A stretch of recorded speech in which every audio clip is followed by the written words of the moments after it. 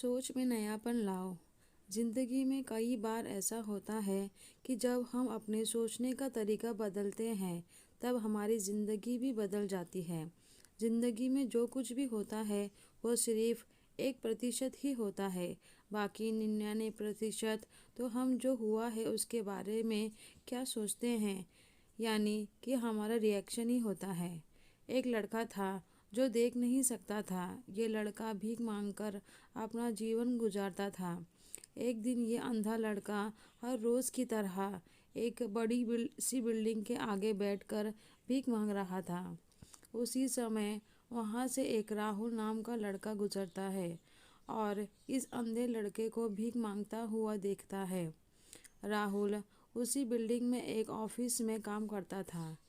जब राहुल ने देखा कि ये लड़का भीख मांग रहा है तो वो उसकी मदद करने के लिए उसके पास पहुंचता है। राहुल वहां जाकर देखता है कि इस लड़के के पास एक डिब्बा है और उस डिब्बे में थोड़े सिक्के भी है। कुछ लोग आते हैं, इस लड़के को पैसे देते हैं और कुछ लोग उसे बस बस देखकर ही चले जाते हैं। राहुल ने यह भी देखा कि उस लड़के के पीछे एक बोर्ड लगा हुआ था जिस पर लिखा था कि मैं एक अंधा लड़का हूँ, मेरी मदद कीजिए। ये सब देखकर राहुल अब ये सोचने लगा कि इस दुनिया में भी बड़े कमाल के लोग हैं। जिसे मदद की ज़रूरत है उसकी मदद कोई नहीं करता है। उस बोर्ड पर जो लिखा था उसे वो मिटा देता है और उसकी जगह पर और कुछ लिख देता है। अब राहुल कुछ पैसे उस डिब्बे में रखता है और ऑफिस की ओर बढ़ता है। फिर राहुल ऑफिस पहुंचता है और हर रोज़ की तरह अपना काम करता है। शाम को जब वो ऑफिस से अपने घर जाने के लिए निकलता है तभी उसे वो अंधा लड़का याद आता है। वो ये सोचता है कि मैं एक बार घर जाने से पहले उस लड़के को देख लूँ। मेरे लिखने की वजह से उसके जीवन में कोई बदलाव आया है कि नहीं। वो अब उस अंधे लड़के के पास जाता है।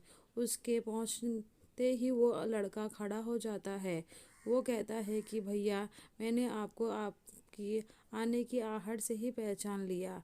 आप वही हैं जो सुबह आए थे और मेरे इस बोर्ड पर कुछ लिख कर गए थे।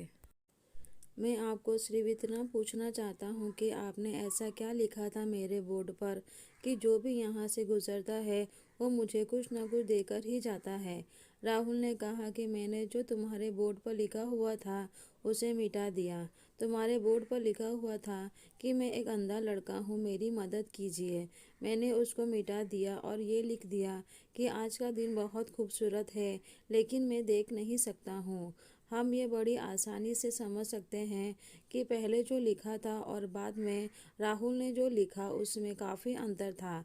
राहुल ने जो कुछ भी लिखा था वो एक नई सोच थी और ये लाइन पढ़ने वालों में भी पॉजिटिविटी फैला रही थी। इसलिए लोग इस लड़के को कुछ ना कुछ ज़रूर देकर ही जाते थे। इस कहानी से हमें ये सीख मिलती है कि अगर हमारे सोचने का तरीका बदल देते हैं तो हमारी ज़िंदगी भी बदल जाती है। अगर आपको ये कहानी अच्छी लगे तो अपने दोस्तों के साथ लाइक, शेयर और सब्सक्राइब कीजिए। मेरी ये कहानी सुनने के लिए बहुत बहुत धन्यवाद।